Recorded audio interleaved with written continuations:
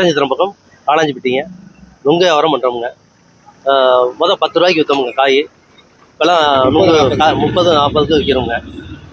நுங்கு தேவை கொஞ்சம் கம்மியாக, மரத்தில் கம்மியாக பிடிச்சதுனால கொஞ்சம் விலை அதிகமாக. இப்போ இருக்க மரத்துக்கு காசு கொடுத்து கூலி அதிகமாகிடுச்சுங்க. இருக்க மரத்துக்கு கைதை கட்டி இறக்கி கொண்டாந்து விற்கிறோமுங்க. தெளிவான வியாபாரமுங்க. இப்போ நுங்கு இளநீ எல்லா வியாபாரமும் பண்ணுறோமுங்க.